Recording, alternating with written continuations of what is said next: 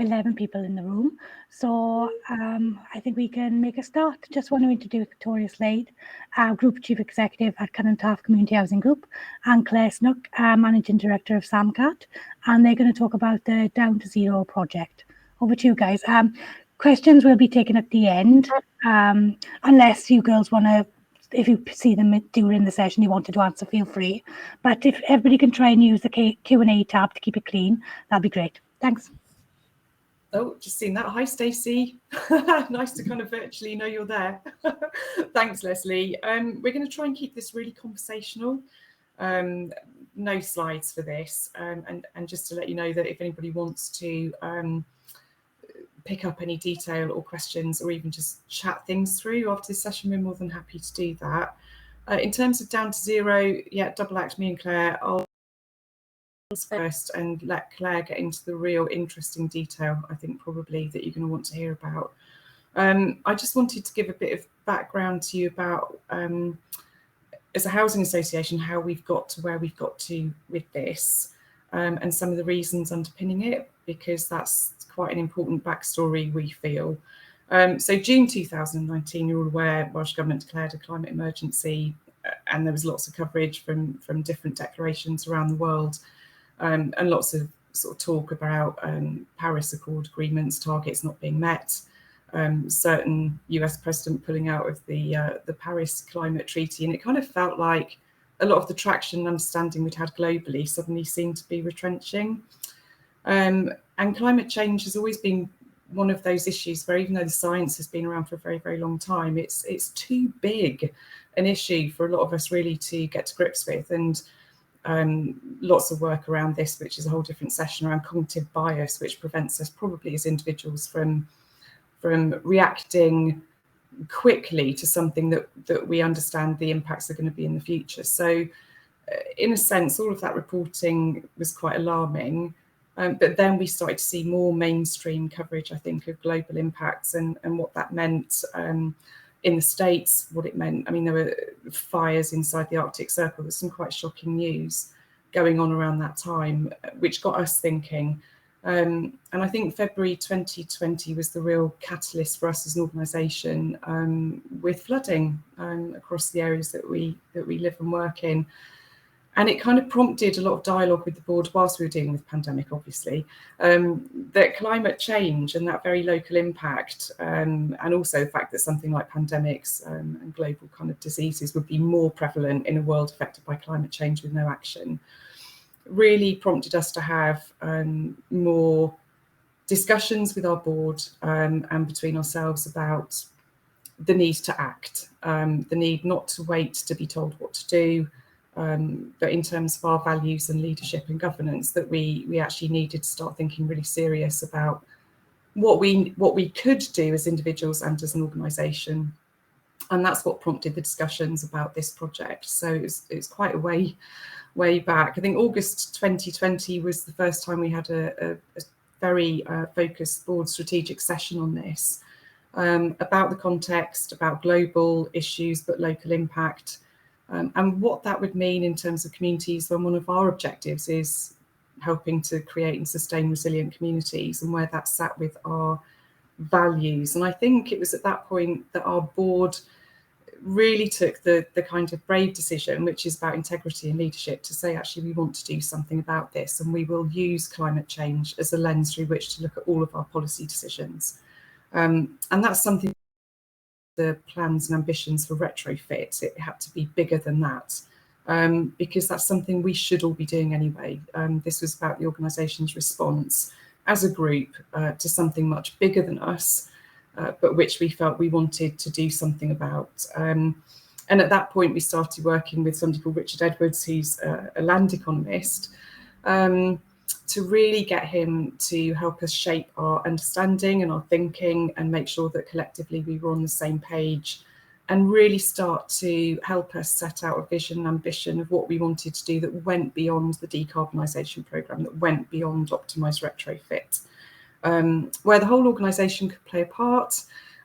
So each of us as individuals, as employees, as a board, as a senior team, but also beyond that, in terms of what would this mean for the homes that we own and manage, our families and tenants, and the communities that we live and work in. So the model that Richard helped us design and develop is very much tailored to those discussions, because we wanted to not just be climate change doom and gloom, which is really hard not to do when you start getting into this. It's really kind of easy to go down the rabbit hole and think, oh my God, this is so big, what can we do? We wanted to try and inject some optimism and think about opportunities for how mitigations for the carbon emissions of each of our individual activities, the homes that we own and manage, our organisation, day-to-day business activities, what mitigations we could do that would provide a sense of optimism, of positive action,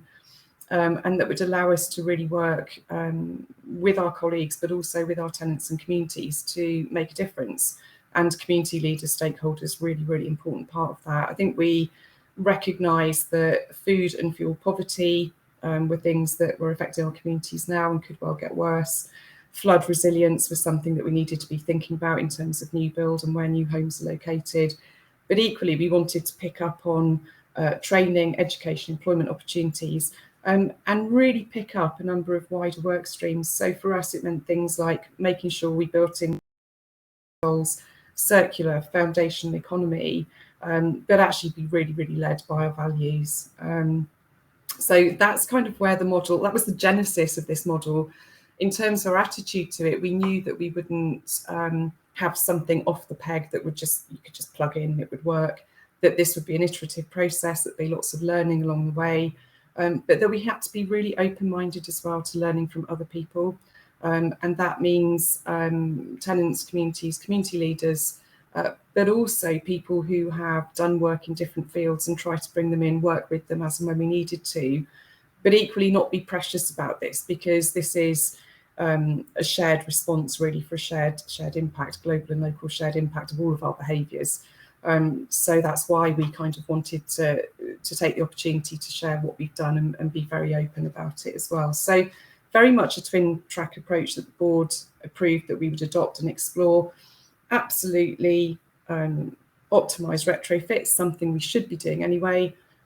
Lovely tweet from Caroline Lucas this morning actually about ground source or air source heat pumps, and basically making the point very strongly that government grants for this is all well and good, but if you haven't got the basic fabric of a home right in terms of roofing, windows, potentially carpeting, the discussions that TPAS put forward, all of those things will reduce heat use in a property, and there it's right and proper that we tackle those anyway. This was about something bigger.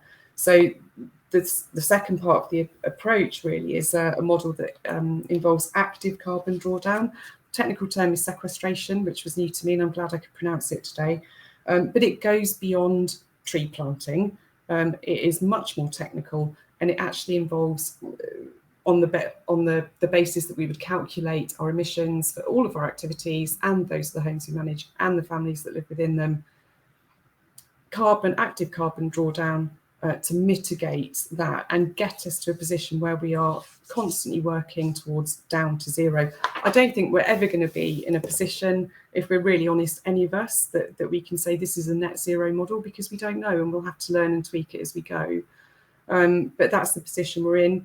In terms of key principles, I think the learning, I'm not going to steal Claire's thunder by talking too much about the model, but just from my perspective, I think, and working really closely with different people like Richard Edwards, Cardiff Met, who've been amazing in terms of lending their expertise and support. We've had different board members offer their time to help us in very specific parts of this work. The collectivism and that approach, I think, is one that's been really, really necessary, but has been so beneficial to us. The board, in terms of their leadership, pretty big and brave. Boards will always be wanting to do their job, which is safeguarding the housing association's assets. And politically, you've got to be prepared to stand your ground if you make a decision like this and to run a project like this. So where parts of the establishment may throw accusations at your organisation that you are moving away from your core aims and objectives, or diversifying into something that is taking your attention away from the day-to-day landlord function, It's about being big enough and brave enough to say, we will always do that and we will always focus on doing that well, but this is about a bigger issue than all of us, and actually we want to make a contribution to this, and it will fit and feed other agendas around our landlord functions, like education and employment opportunities. So really contributing to wider agendas, and I think working with the board to understand how that could link up, and making sure that we are building in community engagement, involvement, but also benefits in that very, very circular way. Talked a bit about seeking and sharing learning. That's because it's a shared issue for all of us. But the other message, and I think one that came across from board, was that they didn't want to wait. They didn't want to be told what to do, and that's a real positive reflection, I think, on their leadership for our organisation. Never lost sight of the fact that we needed to satisfy arrangements for good governance and risk management, separate project boards set up, bringing in expertise, managing risk, board involved at key decision points through the way, and accepting that we wouldn't have the skills in-house to do the thinking about this or delivery. And so bringing in skills, expertise, not just to do the doing, but also to challenge our thinking as well and make sure that we were keeping up with what we needed to do. So it's a real team effort, board, project board, senior management, working with tenants. We've had a huge amount of really good help around engaging with tenants and communities to make sure that we had the mandate to actually do this work. That was really important for us in terms of saying that, yes, we are focused on day to day, but actually, you know what, this is recognised now as a priority issue amongst tenants in our community. So to have that mandate was really, really important. And Claire will pick up more on that consultation, but what it told us was that things that we had been concerned about or saw an opportunity to do something about around increasing threats to food security, food supply, incomes, fuel poverty, all of those things were really important to our tenants and communities, and they could see and understand the links between that and the work that we wanted to do. So trying to bring it all together with a sense of shared solutions and collectivism, trying to be optimistic, rather than kind of going down the rabbit hole of climate doom and gloom, which those of you who know me well will know that I do quite well and frequently. So again, I think just the collective approach means that all of those different perspectives means that we can keep this focused on actually getting stuff done, and doing what we can where we can, and accepting that some of that cognitive bias that may prevent us from acting as individuals, it's much easier to overcome when you're working collectively and as a group. So that was everything that I needed to say, probably about sort of governance and leadership stuff and learning from this project. So I'm going to hand over to Claire for you all, who's got more of the detail, I think. Thanks, Vic. Morning, everyone. Yeah, so I'm going to just give you a bit more detail about the process and the practicalities and kind of what we've learned along the way. As Vic has mentioned, we're very keen to share as much of that detail as possible, and there will hopefully be an opportunity for you to ask some questions. And we're very open to having discussions post this session with anyone who's interested if you want to understand a bit more detail. And there's also a bit more detail on the website, so I'll post that link as well. But we're very open to sharing what's worked and what hasn't, as you'll see as we go through. I think the first thing is, let me just explain what the project is. At the heart of the project is actually a purchase of a piece of land that's suitable for a host of initiatives. We spent quite a lot of time identifying what those initiatives should be. And I think just one thing I want you to keep in mind is that the main focus of this project is carbon reduction. Yeah, so we want to keep the carbon that's in the soil, and we want to actively pull down carbon. I'm also trying to keep it as simple as possible because there are lots of... I knew my dog would start barking as soon as I started speaking. She's in a different room. My apologies. She will hopefully... She's been very involved in this project, Claire. She has. If she doesn't shush in a minute, I'll go and shush her. But the main focus is carbon, so we need to keep that in mind. And as Vic said, we did a big consultation in May with staff, tenants and local communities. And those initiatives then were aligned to what we developed for this project. So I'll talk you through what we're planning on doing. But the kind of main thing to consider as a starting point is that we're looking to purchase a piece of suitable land within RCT. So it will be close to both tenants, local communities and staff, so that they can actually access the land. And initially, we're looking at 4 initiatives on that land to capture and keep the carbon.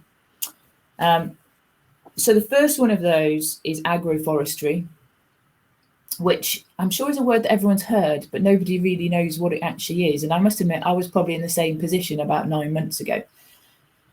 So the type of agroforestry that we're looking at is areas of tree planting, but there's 2 elements to this. So you actually plant the right type of trees, and they'll probably be harvested between 6 and 14 years. And you plant them at a distance of about 5 meters so that you can actually then put grassland underneath. And that is only harvested about twice a year. So that actually captures carbon as well. So it gives a much greater carbon capture. And there isn't a significant income stream on agroforestry. It basically washes its face. What you can then sell the silage essentially for is a way of actually paying for the fencing and the trees, etc., that you need to put onto the agroforestry. But it is a very important part of carbon capture. And the actual agroforestry piece in terms of putting the grasslands underneath the trees is vitally important. The second initiative is looking at bees in trees. So we want to develop a workshop to make tree hives. Now, everyone will say, I know what a beehive looks like, which is exactly what I said about 9 months ago. But these are actually very different to traditional beehives. They're a much more suitable environment for bees, which is not focused around honey collection. So it makes a significant difference in terms of being able to, for bees and habitat. So actually being able to give bees a proper type of hive based in trees rather than on the ground, so that it's not focused around honey collection. And our aim there is to work with local volunteers to upskill them so that they can actually produce the hives.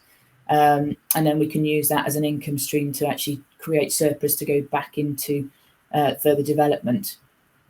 One of our core pieces is around, it's called Valleys Veg, and is around growing fruit and vegetables on the land through a combination of fruit bushes and polytunnel growth.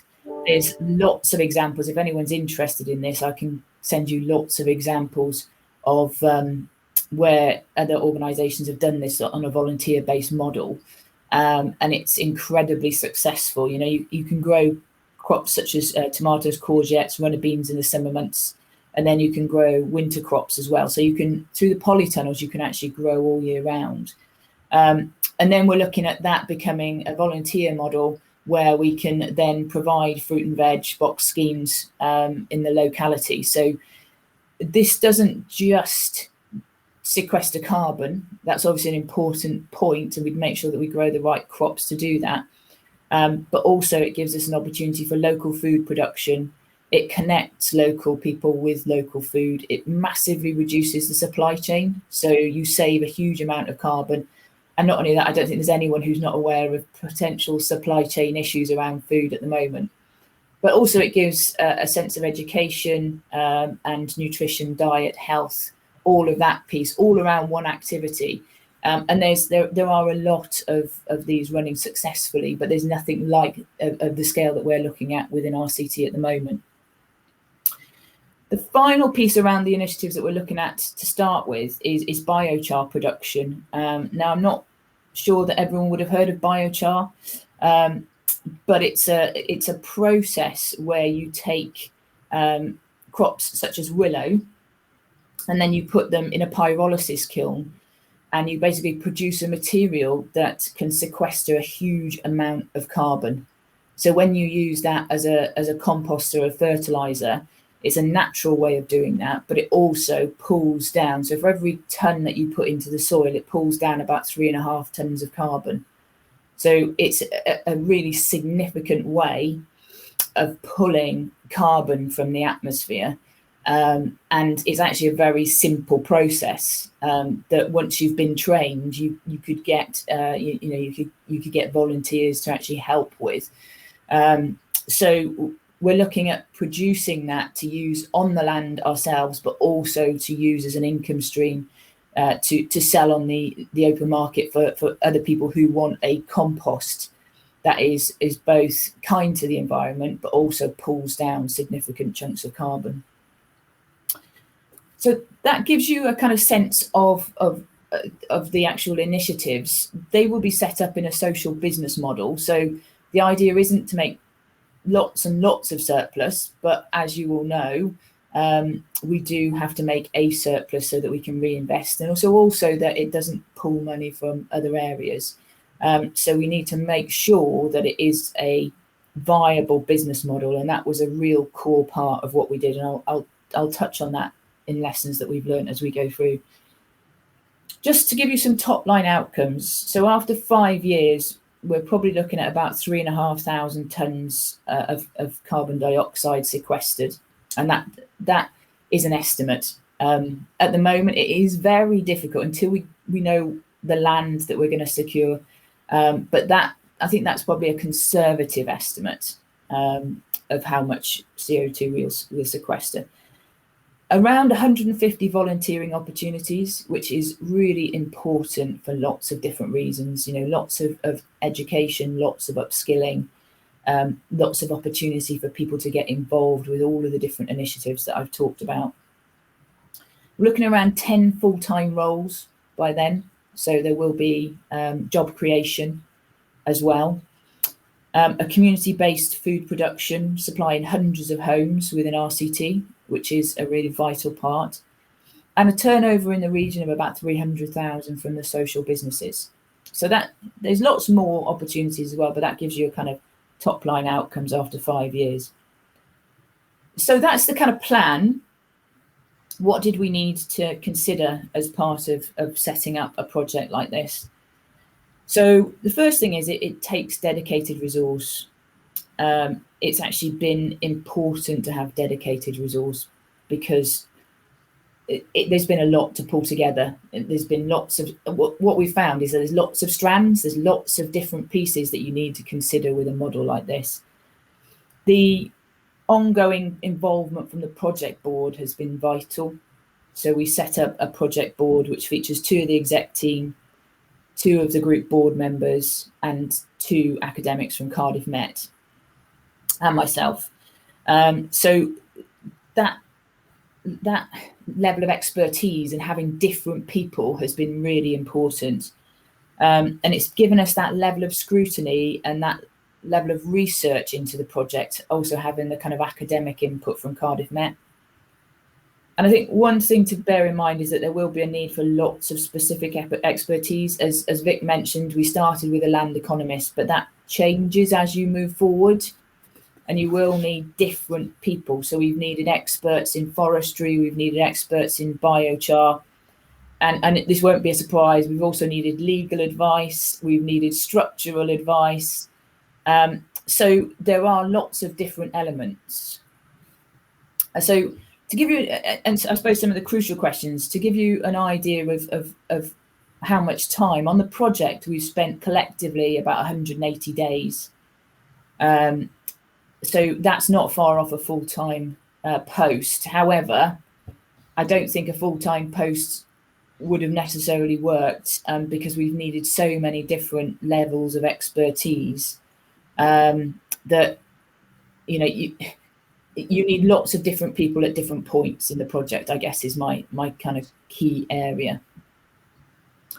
So to give you an idea of what has gone well, so the first thing I would say is being clear on the main focus of the project. On a project like this, it's really easy to get diverted by excitement, is how I put it. It's very easy to get, so you've got passionate people and they want to go off in different areas. You have to be really clear on what the main focus of the project is, and it has to stick to that, because there's so many things that you could do, but ultimately for us it is about carbon reduction, and then you build the layers below that. Support, scrutiny, challenge, and real interest from the board and ongoing communication with the board has been really vital. I can't emphasize that enough. A clear step-by-step process that's worked within the governance and the rules of the organisation. That is also vital because this is something slightly different. The project board has been really valuable. This project wouldn't have worked without the project board, and you do need people who are passionate about the project and want to give their time, because that's essentially what they're doing.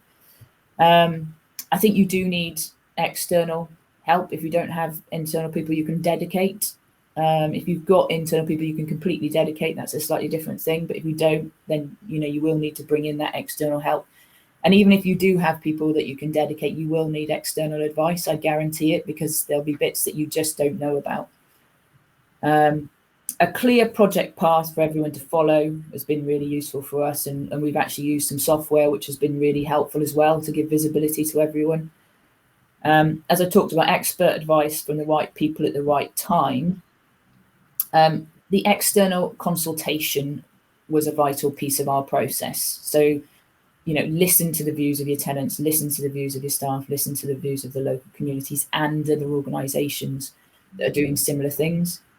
The collaboration with Cardiff Met has been really vital for us, as well as engaging other stakeholders. And final point on in terms of what has gone well, I'd say a commercial mindset, making sure that you actually go into it thinking, well, is this viable? Can we make this work from a financial perspective? Because that was one of the first steps that we did to make sure that it was feasible. So that's all of the good stuff. What has not gone so well? I've got to be honest, not a lot so far hasn't gone very well, but I'm kind of touching wood whilst I'm saying that. You have to think, as you're going through the process, you have to be flexible. I'd say that's one of the main things. You have to be flexible in terms of the initiatives, and also in terms of the advice that you get. That is going to change as you go through the project. So be flexible, use the right people at the right time. It is a moving picture. So this is something that is quite frustrating actually from a project perspective. But what is right now may not be right in 6 months, because new research is happening all the time and the climate change agenda is continuously changing, and what we know is continuously changing. So you have to be willing to change the model based on the latest research, which again can be quite challenging, but it is the right thing to do. People are passionate. So if you get a group of people around a project that they're really passionate about, you are going to get differences of opinion, and you are going to get discussions, and not everyone will agree, and that is to be expected. And I don't think that would be any different on any project of this nature. People do have differences of opinion, and sometimes that's just a fact. There's too many options. That was an issue for us. Originally, we started out with about 8 initiatives, and we've had to cut that down because it's just not manageable to start from there. We probably will get there, but it's not manageable as a starting point. And I think the other thing is it will take longer than you want it to. With the best will in the world, you've got to go through a governance process, and you have to go through due diligence. You have to make sure that you have investigated properly, and you have to take both the organisation, the staff, the tenants and the board with you, and they need to understand, and these types of projects are not necessarily the easiest to understand, so that does take time that you need to invest. So it's just some final points in terms of on the project already. So the project is already a finalist in the Green Gown Awards, which is an academic award alongside Oxford and Cambridge. So Vic and I will find out if we need to dust the frocks off next month. Cardiff Met spoke on our behalf at the KES Sustainability Conference in September, and a chapter will be published in a follow-up book from that conference. Vic's already done several articles in the housing magazines, and And if you want to find out more, we've got more details on our website, and we're more than happy to have a discussion with you about any points. But I'll give Vic the chance to come back in if she wants to add anything, and then we'll go to some questions, if that's all right with everyone. I think, thanks, Claire. That was brilliant. It is quite complex, and you've summed it up really well. I think for me, the summary is that it's a big ambition. We're a community-based housing association. We recognise this is a big ambition for us, and we would not be able to be where we are without the support of the board. And that has, I think for me, that all comes down to values. So values-based leadership, really, really important through this. We're not saying by any stretch of the imagination that we know all of it, that we know that this is an answer, that's a solution.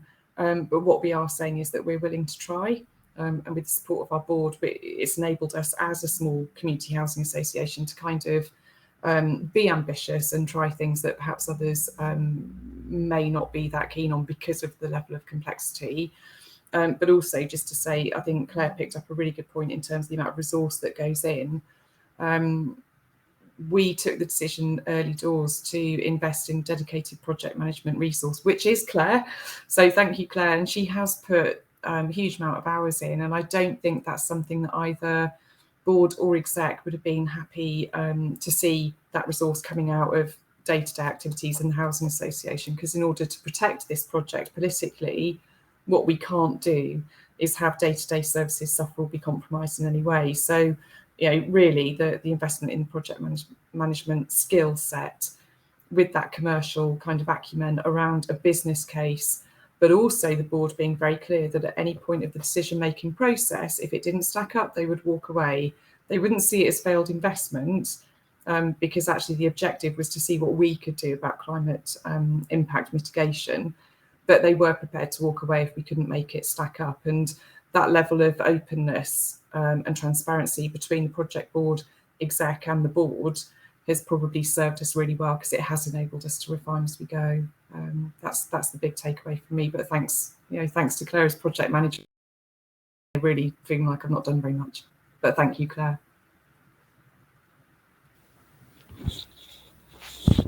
Thanks, Vic. Thanks, guys. Oh, excuse me. Thanks, guys. That sounds really exciting. John and Andrew's put some positive comments in the chat there. How interested they are in hearing more about the project, I think, as well. So thank you for the link, and I've also tweeted that as well for you, so we can get the message out there. Just wanted to see now if there's any questions for Victoria or Claire. You can pop them in the chat or the Q&A, whatever's easiest for you guys. Can I also take this opportunity to out John Chown at this point, because he is a group board member, and actually he's given up a huge amount of time for us by being a project board member on this as well. So huge amounts of time, expertise, particularly on due diligence, legal, financial stuff. And actually, John, thank you. You're being very modest on the chat. John, feel free to share your audio and video if you wanted to pop on. So we've got one question there from Roger. I may have missed it, but how large is the piece of land? Yeah, the piece of land we're looking at is around about 100 acres. That's what we would like. Oh, we got something else coming through here. What land area are you needing to return 3.5k tonnes over 5 years as estimated, please? Yeah, so as we said, same question. Yeah, about 100 acres. But what I would say is that not all of that comes just from keeping the carbon in the land. That is from actively putting the right crops on it, using biochar within it. So it's a combination of activities, not just the sequestered carbon in the land, and also different types of lands actually sequester different amounts of carbon. Mm-hmm. We've got another question from Joanne Jones.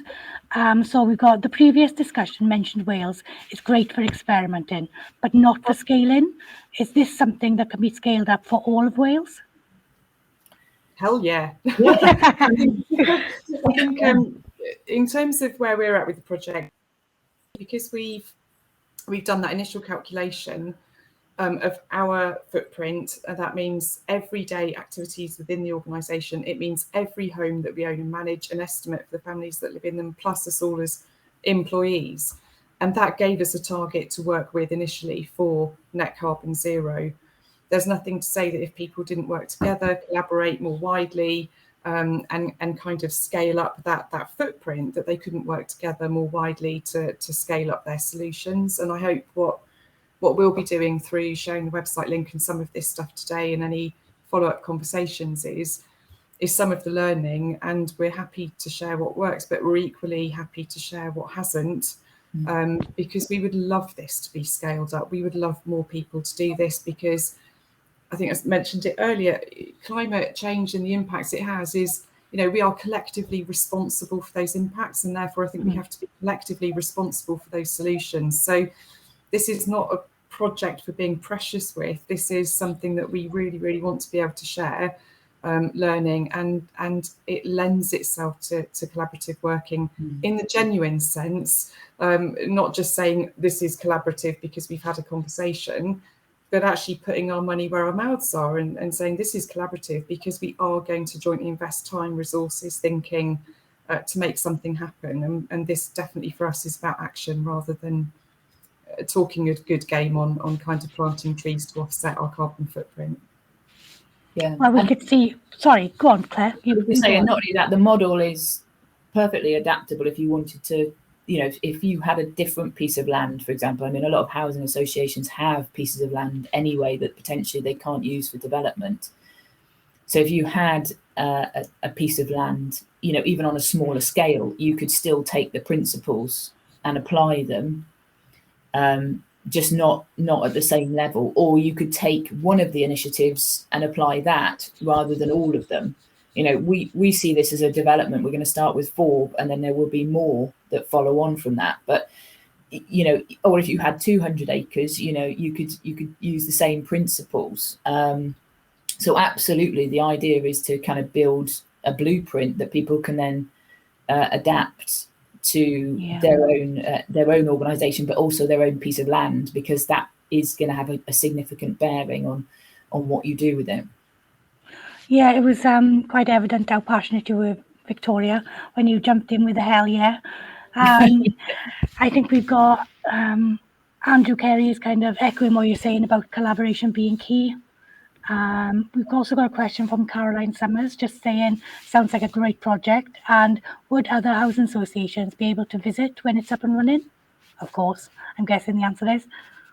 Absolutely, and I think, I think the website, Claire has done a brilliant job of explaining this much better than I could, and the website is a really visual way to be able to see what we're trying to achieve and why. So definitely encourage you to have a look on there as a start, but we are more than happy to spend time, if you wanted to spend time with us talking through some of the detail of where we've got to, of calculations, of the different relationships we've established and the benefits of those.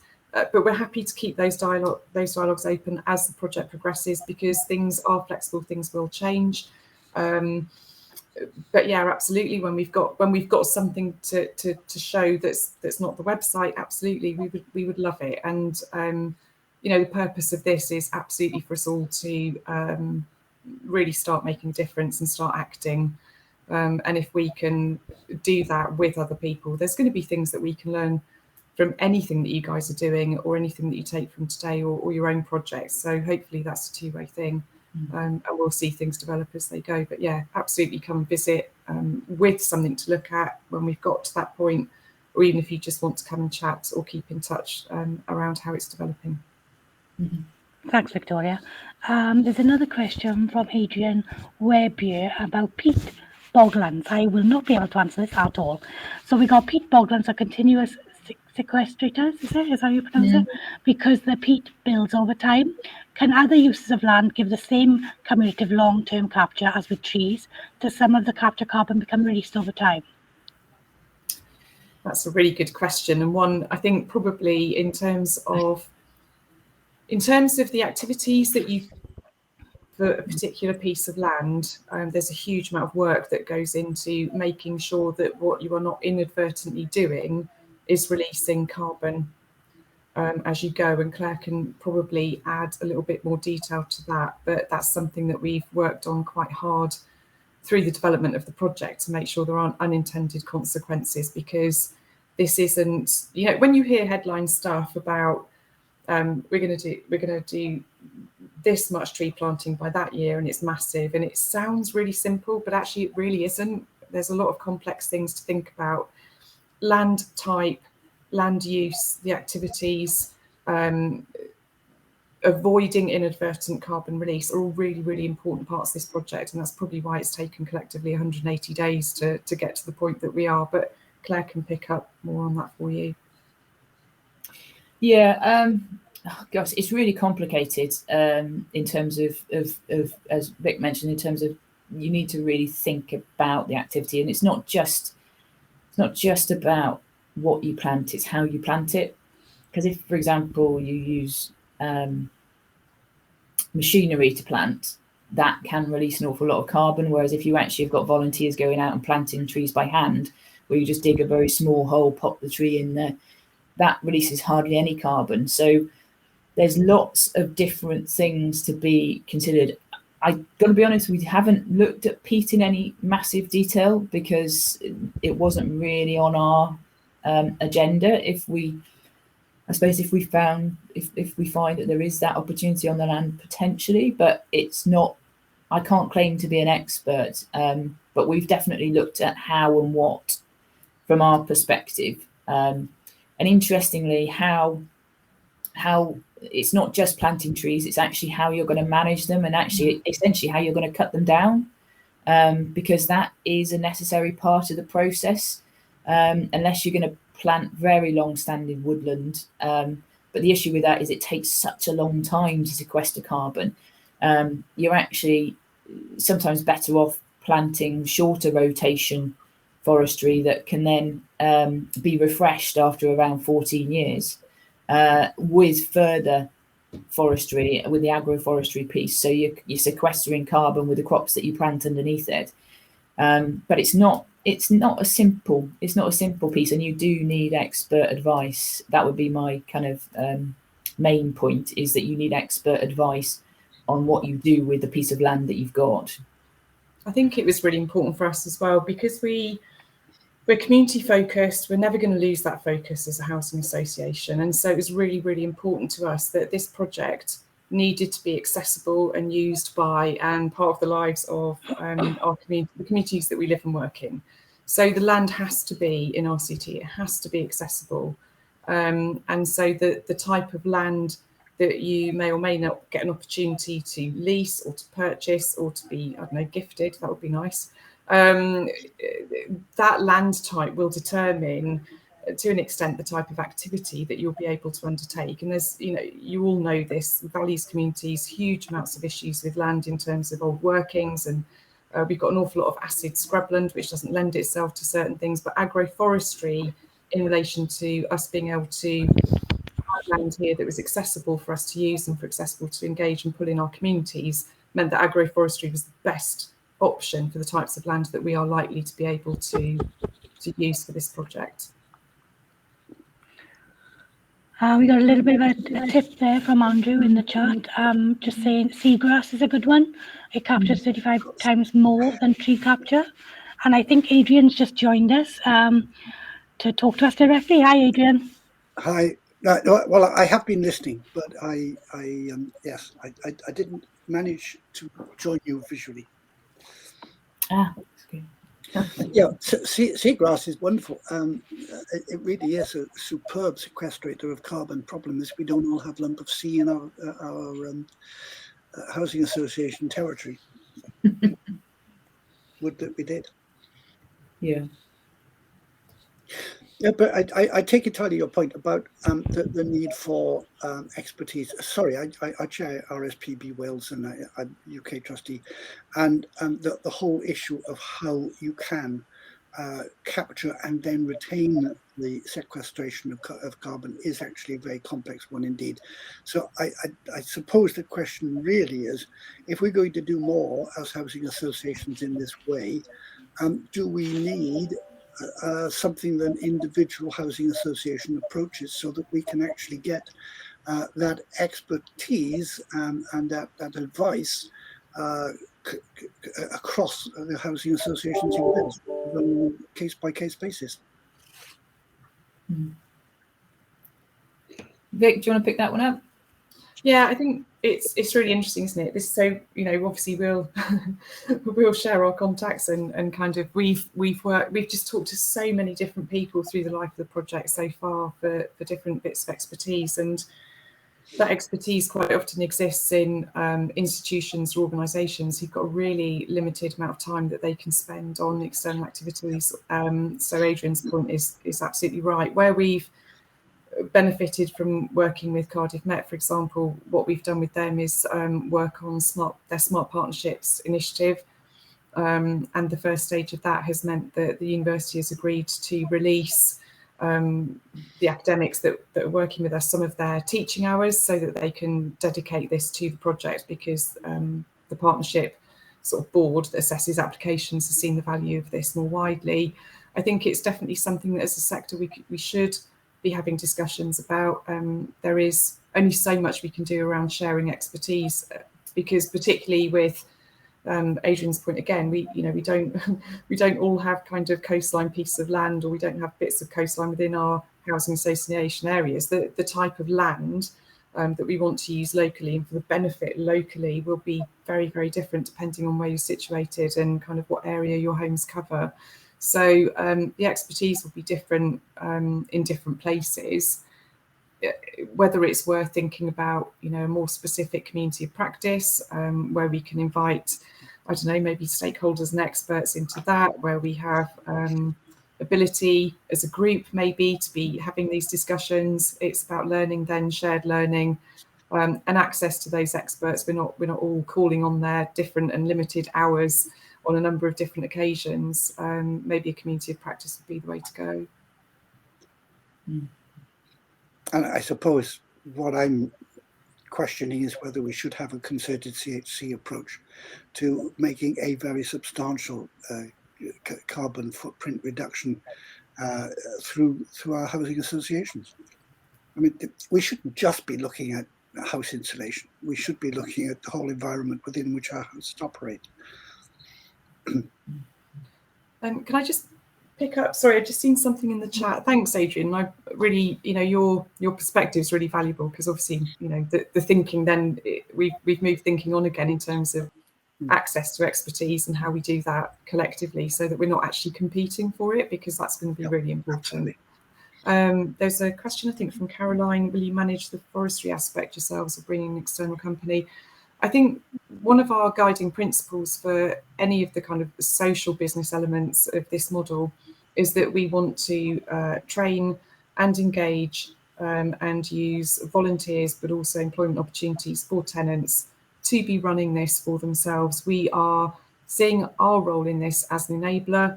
We are not the doer, but equally what we don't want to do necessarily is, I suppose it's a bit like when you get a consultancy into your housing association, isn't it? You bring it in, you want the skills, you want the expertise, but actually what you don't want is that skills and expertise to leave the organisation so that you have to buy it again. Same principle, I suppose, broadly with this, is that we want volunteers and organisations that work with us to be able to share those skills to enable volunteers and new employees and future employees to be able to do this themselves. Thanks for picking that one up, Victoria. I missed that one. Enid Roberts has just come in now. How are you planning to bring these concepts into your new housing development plans? Oh, it's a really good question. Hi, Enid. I haven't seen you for ages, actually. Yeah, it's something that we've thought about. So as Claire said, with passionate people involved in this, you can see how one part of an idea will kind of generate very quickly other ideas, and seeing the links is really, really important.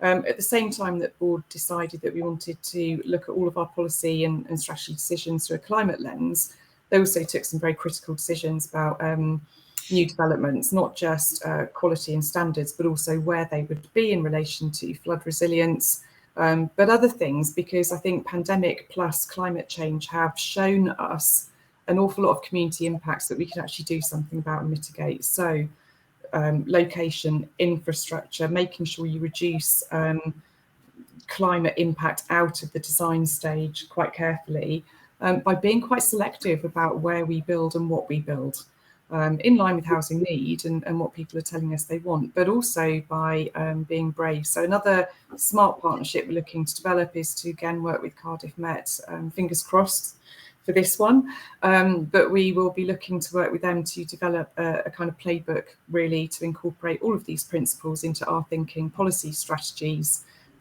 design notes for more sustainable build, not in the sense that you're going to chase the numbers and therefore modular construction this or such and such that. That's not what this is about. We actually want to create a design handbook or a handbook for new build and development that builds in all of these much bigger global sustainability principles. So that's a piece of work we'll be looking to do next. And I say next on top of everything else, obviously.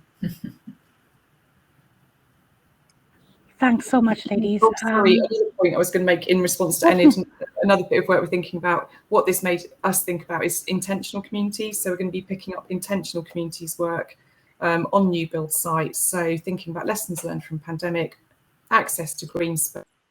We can build in kind of food production as well, and just have a much more intentionally designed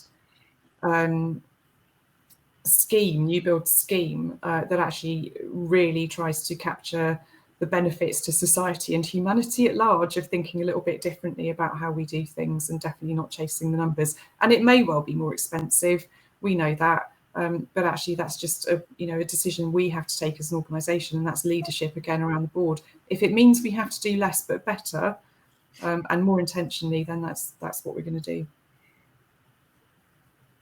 And yeah, one of our experts from Cardiff Met is an expert on intentional communities as well. So she's well placed to help with that piece as well. Thanks so much, guys. There doesn't seem to be any other questions coming through now. If there are any others you think of later, I'll be happy to share them with Victoria or Claire after the event. So just let me know, or Rian. Other than that, thank you, ladies, for your time, and it sounds really exciting. So you can have an early break now, guys, and we'll be going back into the sessions area at 1 o'clock for the next choice of workshop sessions. Have a good break. Just before we go, can I just ask, who is the Cardiff Met expert on intentional communities? Go on, Vic. It's Kirsten Wood-Jones, isn't it? Stevenswood. I knew I'd get there. Kirsten Stevenswood it is. Okay, thanks. Yeah. And can we just say thank you to all of you as well? Thanks to Claire, but also thanks to everyone who's joined us in the session and put questions forward. I hope you found it useful, and yeah, just be really good to catch up with any of you that want to chat about it further, or even just hear somebody thinking about it. It'd be awesome. Thanks, everyone. Thanks, everyone. Thanks.